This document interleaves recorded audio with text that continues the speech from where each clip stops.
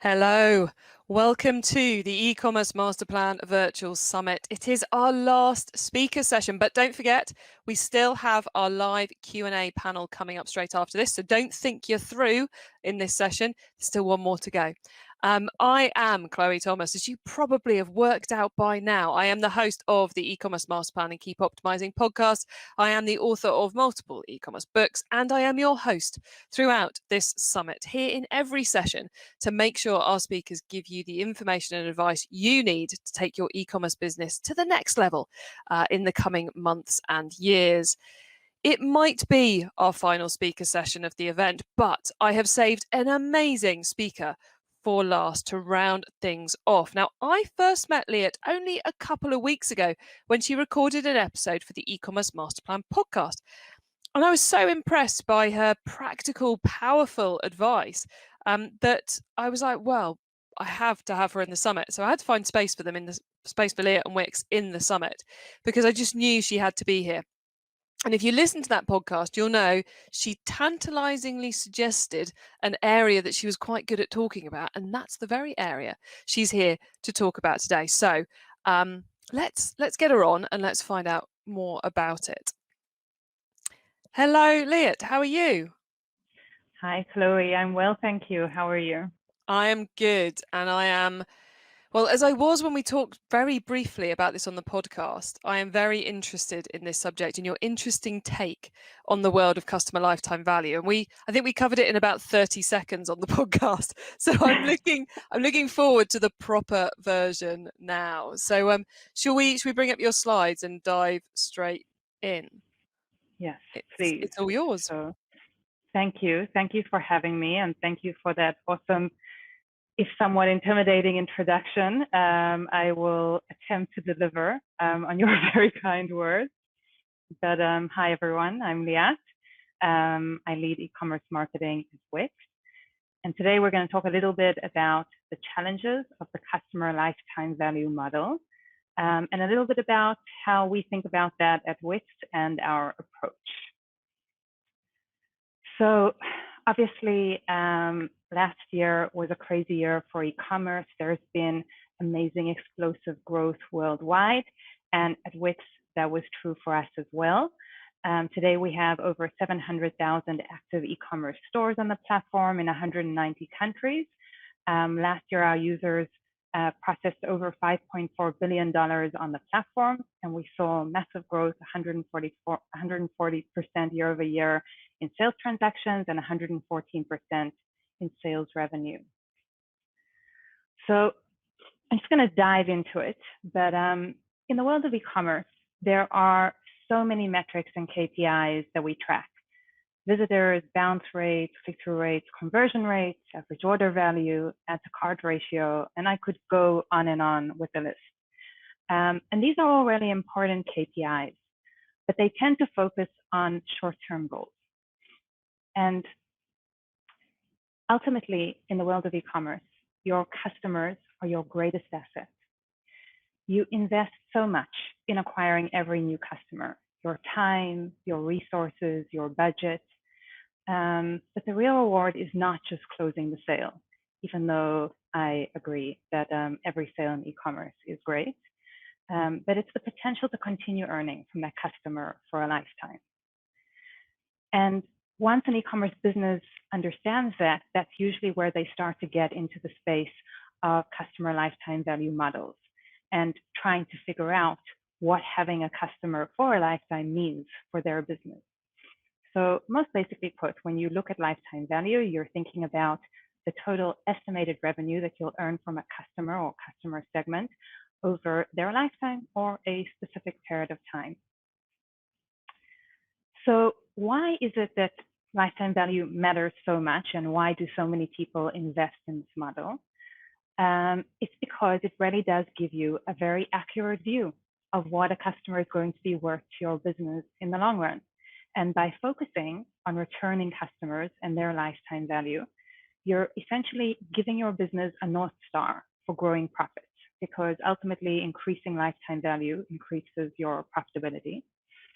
It gives you a really accurate gauge on what a customer is worth. And that can enable you to structure marketing investment to maximize profit margins, and sometimes even help you determine the max bid for paid ad platforms like Google and Facebook and other really granular decisions. The first thing, though, that you really need to take into consideration when you start getting into the space of lifetime value is that your cost of customer acquisition is often going to be higher than their first purchase revenue. So if you didn't know what your customer's lifetime value was, and you didn't understand that you would only start making money or making a profit from the second or third purchase from that customer, you might decide to drop a really good customer lead source. And on top of that, if you did still choose to invest in acquiring those customers, it really emphasizes the business case for having a good customer retention system in place and focusing on that inbound retention marketing. And there are other challenges when we think about lifetime value and ROI models, because ultimately customer acquisition costs and conversion rates change with time. They're usually not constant. And customer retention rates or churn rates, depending which direction you want to look at it, also change with time and are not constant. So that makes it really hard and challenging to work with these models. So while knowing your customer value can be an amazing cornerstone for making good business decisions, you also need to balance short-term and long-term. So in the short term, usually you really want to focus on bringing relevant shoppers, covering your acquisition costs, and being able to return that marketing investment as quickly as possible so that you're able to reinvest that money and bring more customers. And in the long term, you want to focus on how you grow customer value and revenues so that you are able to build your business and keep optimizing and increasing your profitability. So this is where cohort-based customer value comes in. So a cohort simply means a group of users who were acquired over a certain period of time. So a cohort could be a day, it could be a week, it could be a month, it could be a year.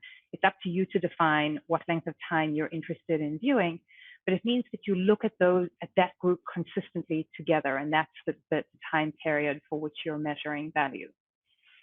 So for customer value calculations to actually be actionable, you need to know how quickly you'll obtain that value over a certain time period.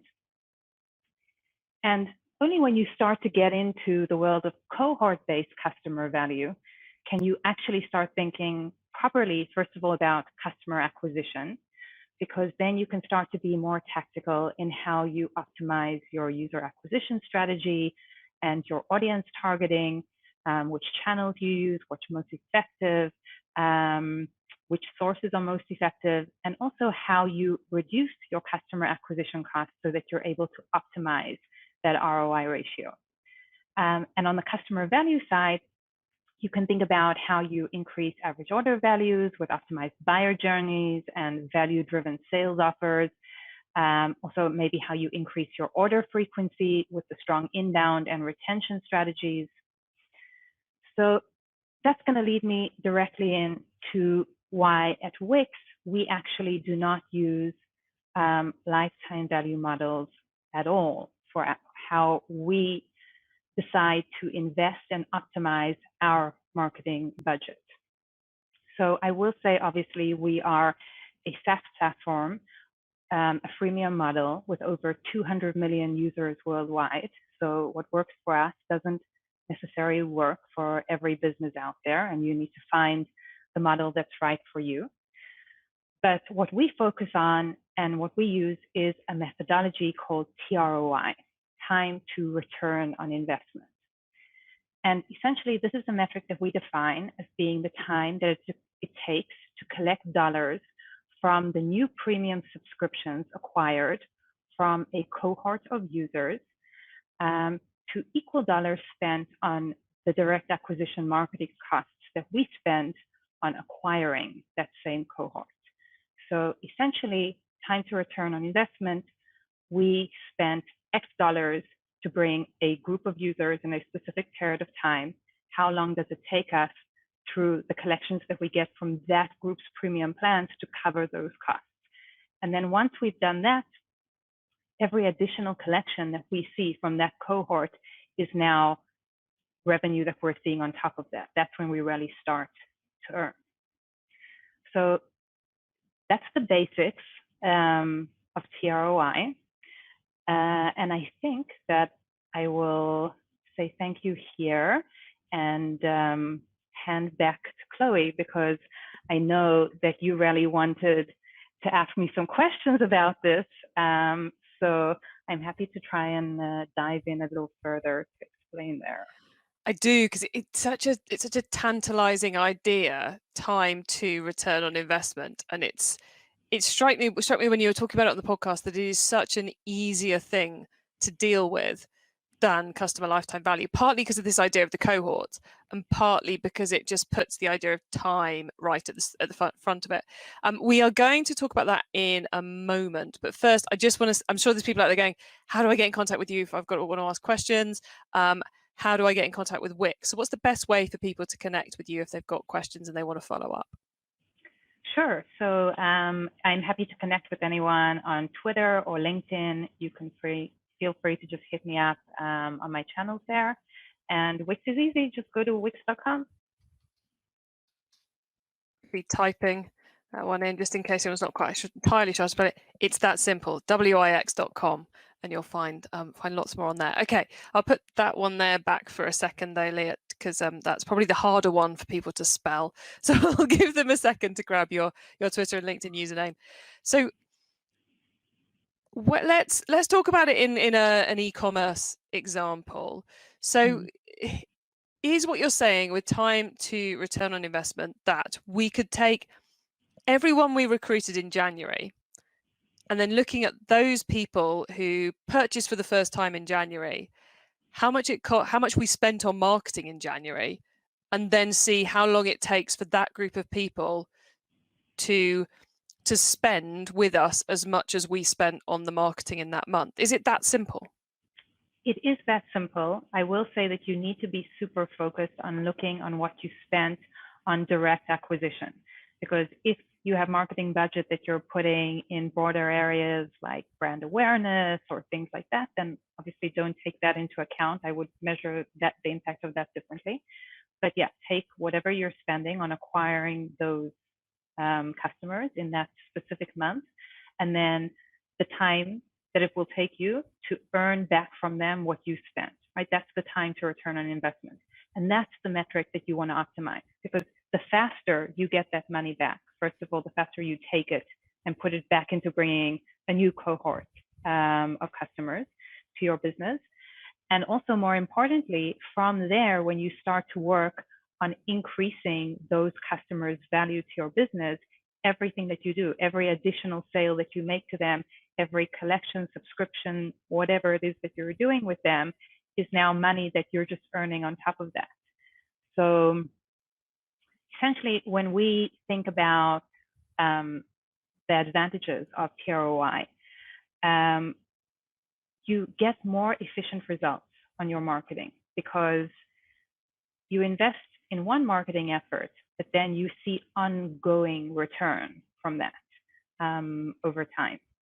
But the focus here really then needs to be on conversion, right? You need to, in every aspect of what you're doing for your e-commerce, be very focused, from the first sale all the way through what you build for longer term retention or upsell, or whatever it is that you're doing.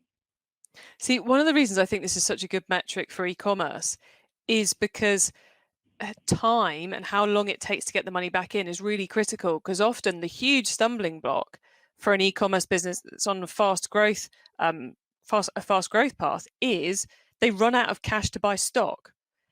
And if you can't buy stock, you can't sell it and you can't get new customers. So of course, the sooner you get that acquisition money back in, the more liquid, financially your business is, and the more kind of air you've got to breathe. Right, absolutely. I think really understanding what that cycle is going to look like and taking control over that is so important. So I'm going to compare it again to the lifetime value. Lifetime value is amazing. When you track your customer's lifetime value over a period of years, and I can now say to you, based on all of our years of data, all of our users, that, a user is worth X to our business. It's amazing to know that. But to know that, you know it very far along the road. And then you only have hindsight to work with. And by the time I learn the value of that customer 2 years down the line, right, the way that I'm doing my acquisition and what I'm spending on acquiring customers, and maybe even the channels that I'm using, are not the ones that I started out with. So it makes it really hard to use that information in an effective way. So Yeah. I think for us, where the lifetime value matters is in the sense that once we know we've covered the costs of acquiring that user, then that truly starts to become value to our business, as opposed to using that to decide how we optimize and spend for marketing.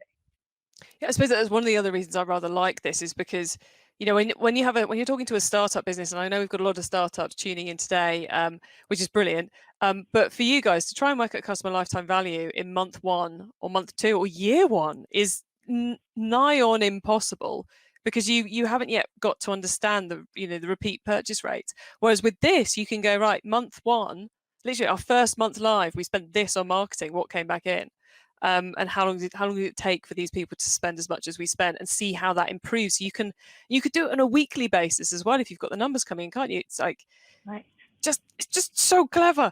But the other thing, which this one comes back to what you said, Liat, about taking into account, your brand marketing and your other marketing channels. I suppose, does it still work if we look at January again, and we went everyone in January who came through via Facebook ads and treated them as a cohort versus the Google ads as a cohort? Can we use it in that way? Is it equally as effective? So you just need to understand then that you're looking at those different costs individually and trying to optimize them individually. And I think that over certain periods of time, you'll need to do that, because not every channel functions the same way, especially if you're testing out new channels and figuring out what that means for your business. Sometimes it's really effective to do it that way. And then as you grow and you kind of figure out how this works overall, then you can start to bucket things together, or you look at the individual tracks plus the umbrella track of the TROI, and then you can optimize for all of those. But I think the most important thing to take into account is that you really have to focus then on having amazing product and conversion flow, because without that, this model will be completely ineffective. And for us, when we think about it, first of all, almost everything we do in marketing is aimed at that, at the conversion. If you think about all of the assets and things that you create as a marketer, whether it's landing pages or emails or any other asset or banners or whatever it is, all of those are designed then to focus on that conversion. But also your product, right? And product changes and new features and new capabilities that you're bringing in there. Also really important is the news and communication to your customer base as you're bringing in those updates. So either if you have a platform that's getting better and better over time, or if you sell physical products, if you're bringing in additional products, better products, changes to, those are things that as you communicate them, that value to your customers is what's going to affect that conversion. And then I think probably one of the most impactful areas to think about is your customer support, because at the end of the day, that also really impacts conversion. How available you are to your customers, how much you interact with them at every stage of their journey with your business. And then we do also think about the impact of brand. So I think when you invest in your brand over time, the more awareness there is for your brand, that also impacts your conversion, because the more that people trust you and already know your brand and believe that you are a reliable business who is going to deliver on whatever it is that you're promising them, and that they can be safe doing business with you, and that you're not going to run away, and that you're there for whatever issues they may have. All of those things impact your ability to convert customers. So there is kind of the long-term effect of things that we do on all of this, and then the immediate. So I suppose whilst my as a direct response marketer, as essentially that's what I am.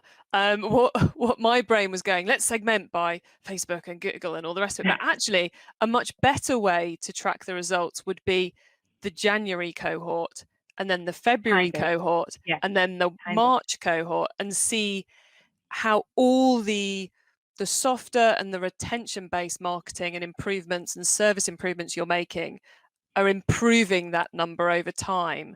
Correct. as you're evolving the business. Yeah. So ultimately, everything that you do is going to impact your TROI. I mean, if you're a product-focused brand and business, and that's what you're investing your energies in. So I think, again, there's stuff that you're going to do that's more tactical and short-term.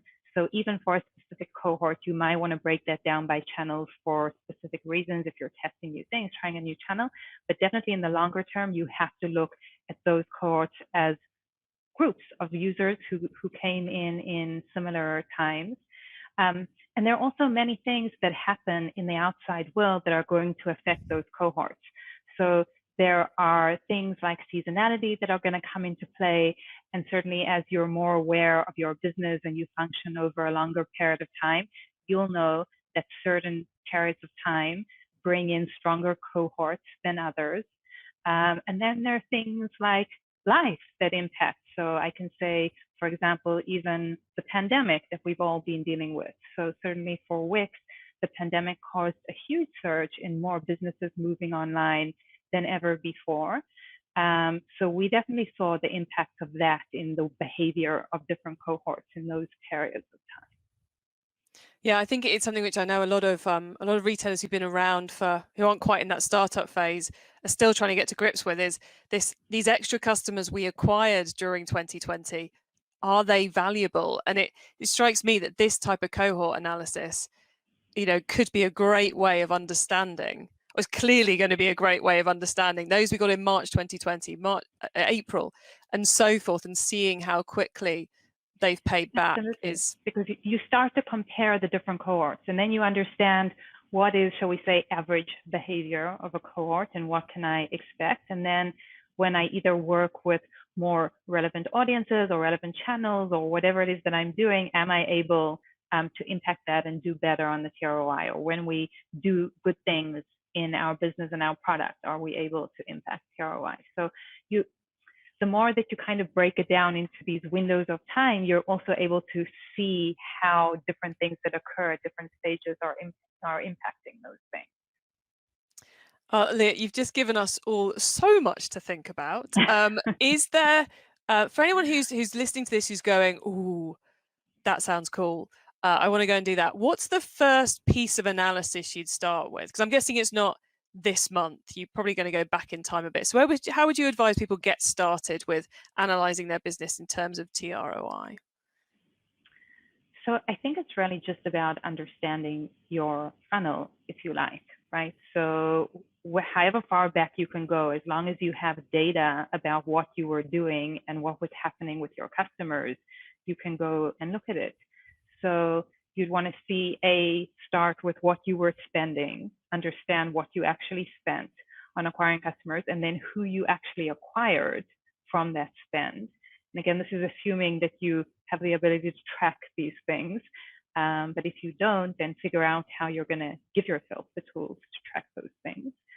And then it's really just that straightforward. Yeah, simple as that. Well, look, Liat, thank you so much I mean, for. the optimizing it is not that straightforward. The knowing it is that straightforward. It's always half the battle, isn't it? Let's get some data and then let's see what it tells us and see what crazy route it sends us off in. But Liat, thank you so much for being here as part of the summit. I've just added your Twitter and LinkedIn back on screen there, so everyone can work out how to get in contact with you, because I've got a feeling there's going to be a few follow-up questions coming in your direction. But thank you so much for being here. Thank you for having me.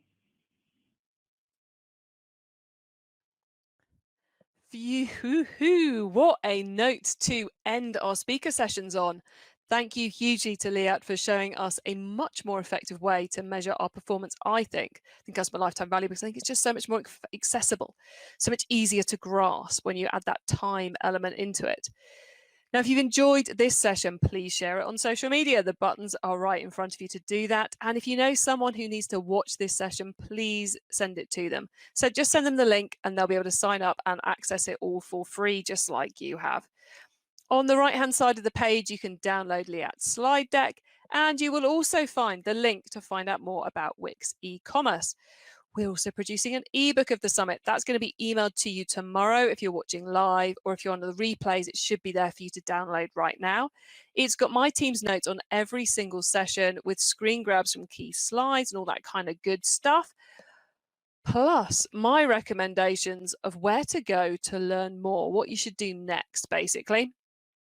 Now, this has been our final speaker session of the summit, but we've got one more session for you. It's our live panel Q&A. Anything could happen.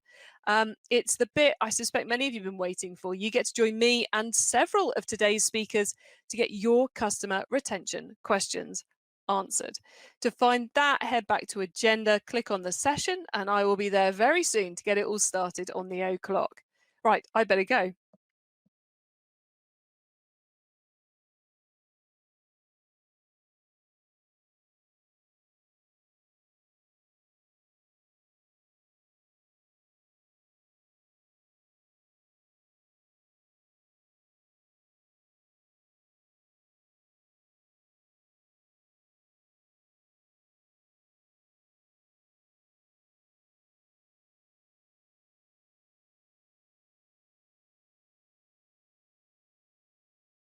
You have a product you're passionate about, and now's the time to grow your online sales. Klaviyo can help. Klaviyo is the ultimate marketing platform for growing online sales. Build higher value customer relationships using email automation, SMS marketing, and list growth tools. Turn your dream into a reality with a free Klaviyo account.